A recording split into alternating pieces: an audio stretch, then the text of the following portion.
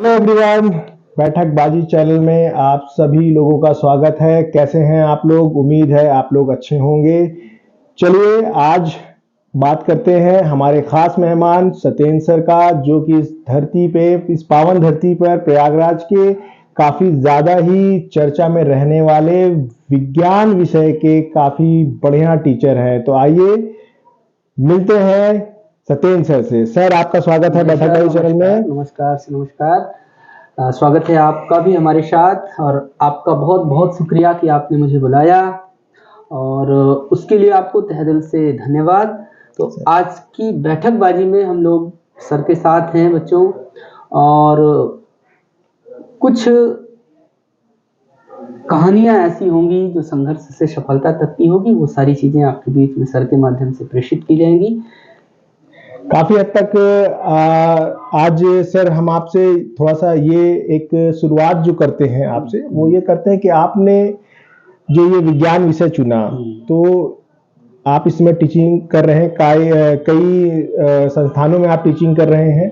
तो सर थोड़ा सा मुझे ये डालिएगा, इस पे प्रकाश डालिएगा कि कहाँ से आपने, कैसे आपको ये लगा कि आज आपको अब टीचिंग करना है, और कब से आप टीचिंग की शुरुआत किए हुए हैं? थोड़ा सा आप इस विषय में बताएं। देखिए सर, किसी कार्य के पीछे, किसी योजना के पीछे एक कुछ ना कुछ भूमिका जरूर होती है, और कुछ ना कुछ कारण होते हैं। कुछ कारण पुख्ता होते हैं, कुछ कारण ऐसे होते हैं जो मजबूरी बन जाता है किसी काम को करना। देखिए, टीचिंग फील्ड जो है बेसिकली शौक का विषय नहीं है। ये मेरा व्यक्तिगत मानना है, मैं सार्वभौमिक नहीं कह रहा हूँ बच्चों, लेकिन ये व्यक्तिगत मानना है कि टीचिंग करियर जो है वो बेसिकली आदमी एक परेशानी में चयनित करता है, और धीरे धीरे उसका पैशन बन जाता है। फिर वो चीजें हमारे जीवन से कनेक्ट हो जाती है, फिर व्यक्ति उससे निकल भी नहीं पाता है। तो बस आप सबका प्यार धीरे से मिलता गया। जरूरतें थोड़ी सी बड़ी थी, जिनकी पूर्ति अब आप जानते हैं कि भौतिक संसाधन ही कर सकते हैं। तो कुछ ऐसे ही रहा हमारे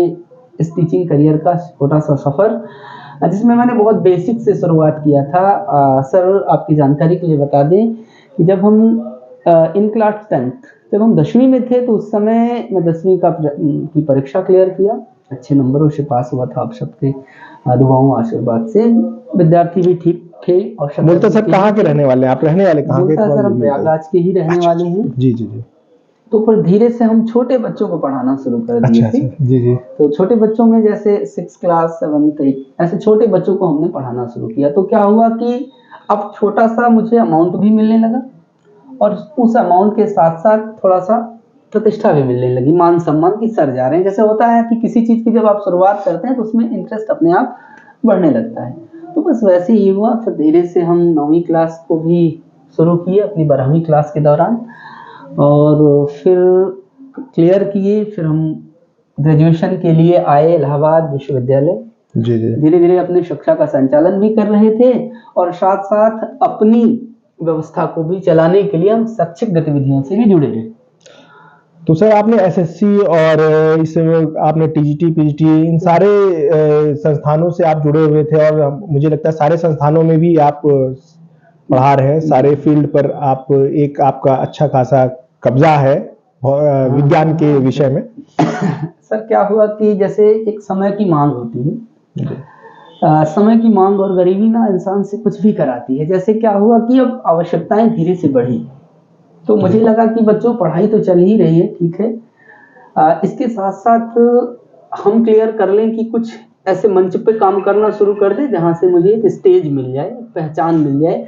और चूंकि नाम और पहचान के लिए दुनिया जानती है, मेरा बहुत चर्चित सा शेर भी है कि तुम्हारा नाम हो जाए हमारा काम हो जाए, जरा तुम देख लो मुड़कर मुझे आराम हो जाए। क्या बात है सर, क्या बात है। तो बस ऐसे छोटी सी पहचान बनाने के लिए हमने अपनी कोशिश शुरू की, और ये कोशिश हमने शुरू की सर 2018 में।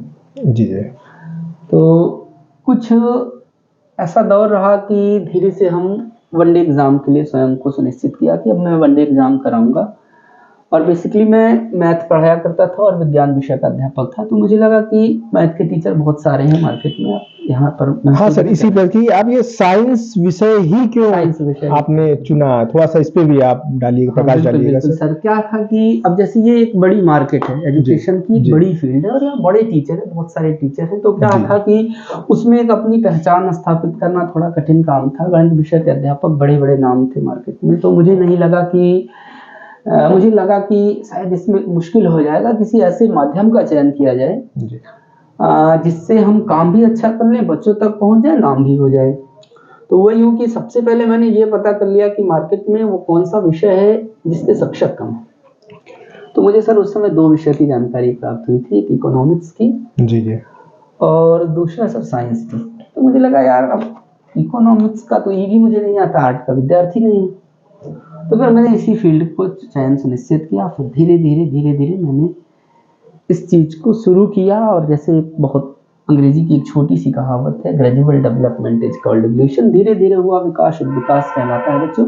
तो मैंने छोटे मंच से काम करना शुरू किया, फिर धीरे धीरे अपने आप को बढ़ाता चला गया और उम्मीद है कि आगे भी ऐसे हम उन्नतिशील रहेंगे और आप सबकी दुआ और आशीर्वाद को प्राप्त करते रहेंगे। जी चलिए सर, वो कहते हैं ना, मंजिलें उन्हीं को मिलती है जिनके सपनों में जान होती है, जिनके सपनों में जान होती है, हौसलों से कुछ नहीं होता, पंखों में उड़ान, पंखों में उड़ान होती है, पंखों से कुछ नहीं, हौसलों हौसले से उड़ान होती है। जी जी सर, ये थोड़ा सा एक इसी जैसे आपने शेरो शायरी से अभी एक दो बताए हैं, तो बच्चों के बीच में मैंने जैसे कुछ कनेक्टिविटी है मेरे रिसोर्सेज सोशल मीडिया से देखे, जी हाँ, यूट्यूब चैनल और कुछ बच्चों से भी मैं मिला हूँ, इससे पहले मेरी बात हुई है, तो उन्होंने बताया कि आपकी जो क्लास होती है ना, उसमें लड़के जो नहीं भी पढ़ने वाले होते हैं वो बैठते हैं, खासतौर से ऑफलाइन की क्लास में जो नहीं भी पढ़ने वाले होते हैं वो बैठते हैं, कहते हैं कि सर की क्लास में मनोरंजन बहुत रहता है, पढ़ाई के साथ साथ मनोरंजन बहुत रहता है। तो थोड़ा सा उस पर प्रकाश डालिए कि ये मनोरंजन का क्या मतलब है।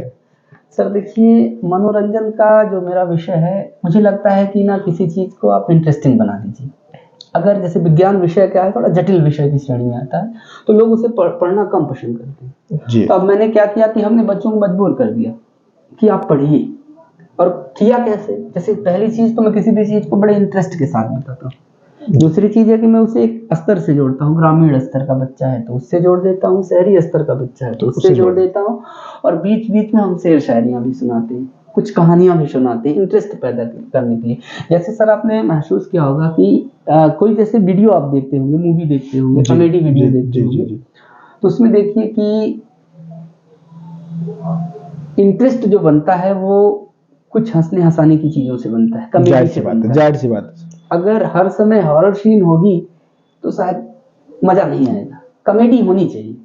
तो कॉमेडी क्या करती है, इंटरेस्ट पैदा कर देती है, और उससे क्या होता है कि बच्चा पूरे घंटे की क्लास को भी आराम से पढ़ लेता है, समय का पता नहीं चलता, क्लास बोरिंग नहीं लगती, बच्चा मेरा सीख लेता है। तो मैं ये कोशिश करता रहता हूँ कि बच्चा कैसे हमारी क्लास को इंटरेस्ट से पढ़े, इसलिए मैं ऑनलाइन मोड में ऑफलाइन मोड में जैसे भी पढ़ाता हूँ इस गतिविधि का बेशक से ध्यान रखता हूँ।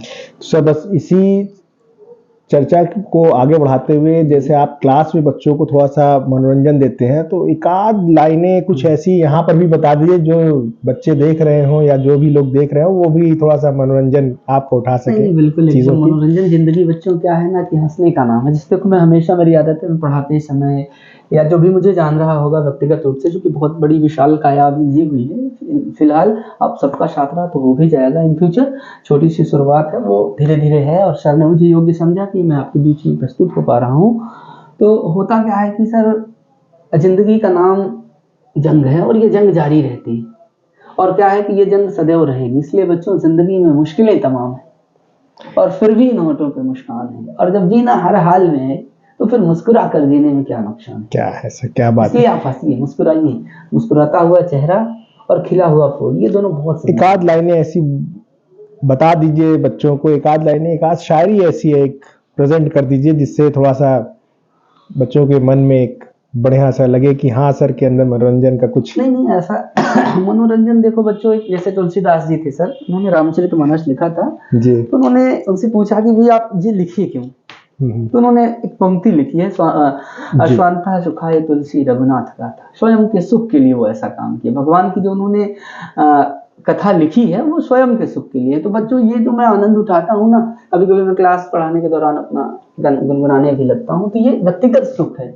और ये तब होता है जब आपका इनर अर्थ प्रेरित होगा, अंतःकरण प्रेरित होगा, तब होगा। और कोशिश आप करिए। पहली चीज, स्वभाव हमेशा सर देखिए, लोगों को बुरा लग जाए वो खैर कोई बात नहीं, लेकिन स्वभाव हमेशा कुत्ते जैसा रखना चाहिए। अब आप आश्चर्य में होंगे कि मास्टर जी आप मैं सोच रहा हूँ कुत्ते जैसा व्यवहार कैसा होना चाहिए। कुत्ते जैसा का मतलब सरल रहिए, विनम्र भाव। इस दुनिया में सबसे कठिन काम है बड़े होकर भी सरल बने रहना। जैसे कुत्ते की एक प्रवृत्ति होती है कि आप उसे बुलाओगे तो तुरंत आ जाएगा, और फिर डांट करके भगा दोगे फिर चला जाएगा, और फिर अगर आप उसे बुलाओगे तो फिर चला आएगा। ये स्वभाव डेवलप करिए, आप कभी निराश नहीं होंगे, ये ध्यान रखना। क्योंकि अपने नेचर को कभी चेंज नहीं करना है, नेचर और सिग्नेचर कभी बदलना नहीं चाहिए। और अगर आपने नेचर बदल दिया तो फिर ये ध्यान रखिए कि अपना अस्तित्व खत्म कर दे, इसलिए नेचर नहीं चेंज करना सर। चलिए अब आगे इसी विषय में थोड़ा सा एग्जाम के बारे में कुछ जानकारी लेते हैं सर। टीजीटी पीजीटी आप इस समय देख रहे हैं सर, तो थोड़ा उसके बारे में, उनकी तैयारियों के बारे में कुछ आप थोड़ा सा प्रकाश डालिए कि उनकी तैयारियां कैसे बच्चे करें या कैसे आगे वो सफल हों, इन चीज़ों पर थोड़ा सा आप प्रकाश डालिए। टीजीटी पीजीटी बड़ा एग्जाम है, हायर एजुकेशन के लिए है। बच्चों को पता भी होगा, जो बच्चा पढ़ रहा होगा इस समय।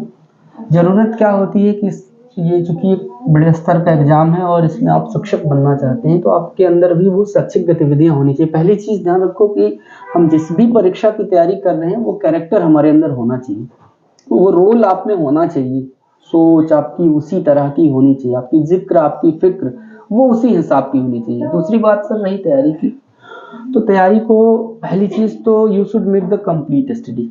ये आवश्यक है कि आप पहले पर्याप्त अध्ययन कर लीजिए, कंप्लीट एक तैयारी कर लीजिए।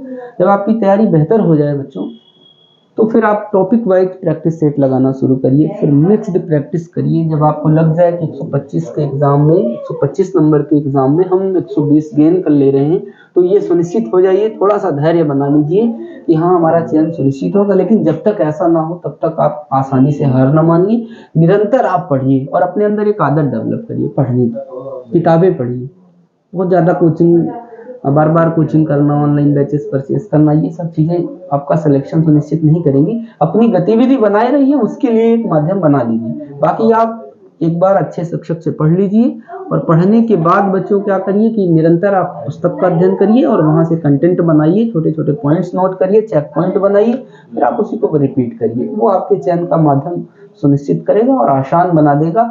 और अगर आप नहीं ऐसा कर पा रहे हैं तो फिर आप ये जानिए कि आप एक अच्छे विद्यार्थी नहीं। Clear sir? पढ़े हुए बच्चे जो आपसे काफ़ी पढ़े हुए हैं, एक बड़ी संख्या है आपसे पढ़े हुए बच्चों की, तो उसमें कुछ ऐसे बच्चे जो सेलेक्ट हुए हों, आपसे आए हों आपके साथ, कुछ ऐसा थोड़ा सा मुझे कोई सर देखिए क्या है कि इंसिडेंट्स बताइए। बहुत छोटी सी लाइन हम आपको बोले, teaching is a thankless job. ये शिक्षक की जो नौकरी है ना, ये थैंकलेस होती है। और अभी तक के कार्यकाल में बहुत सारे विद्यार्थी हुए हैं जो अलग अलग क्षेत्रों में चयन सुनिश्चित किए हैं, जैसे पुलिस के एग्जाम में, आरओ के एग्जाम में एसएससी क्लियर किए हैं, एक्साइज इंस्पेक्टर्स बने हैं, बहुत सारे मतलब बच्चे हैं धीरे धीरे से क्लियर किए हुए हैं। इससे चयन सुनिश्चित होता है। तो कुछ बच्चे ऐसे होते हैं जो मिलने चले आते हैं ना, पुनः आशीर्वाद प्राप्त करने चले आते हैं शिक्षक भर्ती के एग्जाम में। जैसे अभी रिसेंटली बिहार का एग्जाम हुआ था, लगभग अप्रोक्स 100 के ऊपर ही बच्चों का चयन सुनिश्चित हुआ था, 100 से ज्यादा बच्चों का चयन सुनिश्चित हुआ। तो बहुत बच्चे आए, मिठाई लेके आए, खिलाए, बातचीत हुई, सब कुछ हुआ। कुछ बच्चे ऐसे हैं जो अपनी दैनिक गतिविधियों में व्यस्त रहते हैं, फिर वो वादे में चले जाते हैं कि सर से अगले महीने मिलेंगे। फिर आपको बच्चों ये पता है कि तेरा वादा ना पूरा हुआ, शाम से फिर शहर हो गई, और आज खिड़की पे बैठे हुए आज फिर रात भर हो गई। क्या बात है सर, क्या तो बात। वादा पूरा नहीं होता। तो ऐसे सर चलता रहता है। सफलता भी बहुत सारे बच्चे प्राप्त किए हैं, असफलता भी बहुत सारे बच्चे प्राप्त किए हैं, क्योंकि मैं ये दावा नहीं कर सकता कि हमारे पढ़ाए हुए बच्चे बहुत सफल हुए हैं। सफल भी बहुत हुए हैं, असफल भी बहुत हुए हैं। जो असफल हुए हैं उनमें न मेरा कोई रोल है, जो सफल हुए हैं उनमें भी रोल नहीं है, कारण कि उनकी स्वयं की एक मेहनत है। मैं एक माध्यम हूँ, एक रास्ता हूँ, एक लाठी हूँ जो सहारे के रूप में गिरने से बचा लेता हूँ, बस। बाकी चलना उनको अपने पैरों पर। चलिए, तो सर ये थोड़ा सा पूछा जाता है कि भविष्य में सत्येंद्र सर अपने आप को इस प्रयागराज की धरती पर कहाँ पर देखेंगे अपने आप को आने वाले भविष्य में? सर आपका प्रश्न तो अच्छा है, लेकिन छोटा प्रश्न है। अब ये आप सोच रहे होंगे कि सर प्रश्न अच्छा है लेकिन छोटा है। सर सोच हमेशा क्या है कि बड़ी होनी चाहिए जी। जैसे प्रयागराज तो हमारे लिए भाई पूजनीय है, जी। संगम आप नाम जानते ही हैं, सारे लोग बिल्कुल, जानते बिल्कुल, हैं, ये पूजनीय स्थान बिल्कुल है। सर। और पहली चीज़ तो भारत में जन्म लेना एक बहुत सौभाग्य की बात है, उसमें उत्तर प्रदेश में जन्म लेना और सौभाग्य की बात है, और अगर आपका जन्म प्रयागराज में हुआ है तो वो बहुत परम सौभाग्य की बात है। बिल्कुल सर, संगम तो सर की मैं ये सारी नहीं चीजें। चाहूँगा कि हमारा नाम यहाँ से हटे या यहाँ ही लोग मुझे जाने।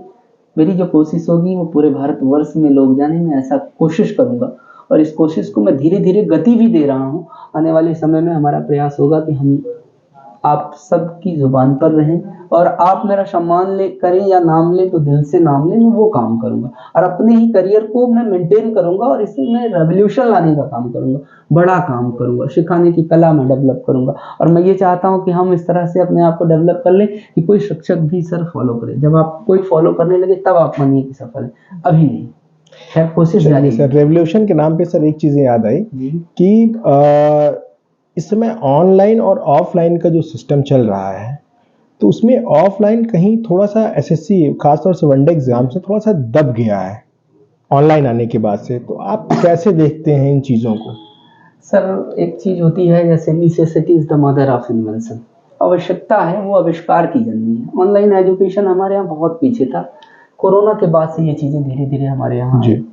हुआ क्या कि भी जब वैश्विक महामारी हमारे बीच में थी तो माध्यम बाधित हो गया, पढ़ाई चलनी भी चाहिए। धीरे धीरे कुछ यूट्यूबर्स, अब यूट्यूबर्स ही कहने, शिक्षक भी कह सकते हो, लेकिन खैर प्रोफेशनल हो गए हैं सर उन चीज़ों को लेकर के। तो अब कुछ यूट्यूबर्स हमारे बीच में धीरे धीरे आए, बच्चों को शैली उनकी अच्छी लगी, कंटेंट अच्छे लगे, तो धीरे धीरे से एक प्रचलन हो गया अब ऑनलाइन शिक्षा का। और ये ठीक भी है, मुझे जहाँ तक लगता है कि बच्चा कम खर्च में कुछ ज़्यादा गेन कर सकता है। लेकिन अब जनरली हो क्या रहा है सर कि जहाँ तक मेरा मानना है कि रेवोल्यूशन जहाँ हो जाती है, जहाँ भीड़ हो जाती है, नाम एक बन गया तो भीड़ हो गई, अब बच्चों की समस्याओं को भी नहीं देखा जाता। खैर हम भी ऑनलाइन शिक्षा देते हैं, जो भी हमारे साथ होंगे बच्चे जो पढ़े होंगे, जो मुझे खैर जानते होंगे, शायद मैं रनिंग क्लास के दौरान भी जो भी हमारा लाइव सेशन रहता है, चाहे सेशन बड़ा हो या छोटा हो, मैं कोशिश करता हूँ कि प्रत्येक बच्चे का जवाब दूँ। यूट्यूब पर आए हुए कमेंट को भी मैं लेता हूँ, कोशिश करके खुद जवाब देता हूँ बच्चों को, उनकी संतुष्टि के लिए। तो ये ऑनलाइन एजुकेशन में सर क्या है कि जैसे कोई एग्जाम, अभी जैसे रिसेंटली पेट का एग्जाम हुआ था, तो सभी कोचिंग वालों ने महा मैराथन चलाया, चालू किया था 12-12 घंटे, देखा था आपने। अच्छा फाइनली क्या हुआ कि जब एग्जाम हुआ तो बच्चे हताश हो गए, उसमें शिक्षक भी हताश हो गए, उन्होंने जो मेहनत की थी उसका सार्थक परिणाम नहीं है। तो अब ये है कि आप ऑनलाइन काम कर रहे हैं, ठीक है, फिजिकली बच्चा जब कनेक्टेड होता है तो अपनी किसी भी जिज्ञासा को सामने प्रस्तुत होकर के पूछ सकता है। लेकिन ये है कि जहाँ समस्याएं हैं वहाँ ऑनलाइन शिक्षा भी अच्छी है और ऑफलाइन दोनों अच्छी है, बच्चों कोई खराब नहीं है, बस पढ़ने वाला विद्यार्थी होना चाहिए। जाहिर सी बात है। चलिए एक लास्ट क्वेश्चन ये है सर कि आप क्योंकि प्रॉपर हैं प्रयागराज के, और मैंने ऐसा सुन रखा है कि सर जब क्लास लेते रहते हैं तो बीच बीच में कभी गुस्से में या प्यार में उनके जो शब्द हैं वो प्रॉपर इलाहाबादी, जिसको पहले बोलते थे इलाहाबादी अवधी शब्द, उनका चयन तो होता है, वो तो अच्छी बात है, लेकिन उसमें उस शब्दों का भी चयन होता है जो कि जरूरत नहीं थी क्लास में, या आमतौर से इलाहाबादी लड़के या प्रयागराजी लड़के बोलते हैं तो वो भी आ जाता है। तो वो क्या गुस्सा की वजह से आ जाता है या प्रेम वर्ष, या पढ़ाते पढ़ाते अचानक शब्द आपके ऐसे निकल आते हैं? क्योंकि मैंने पता किया है, मुझे मालूम चल रही है ये बात।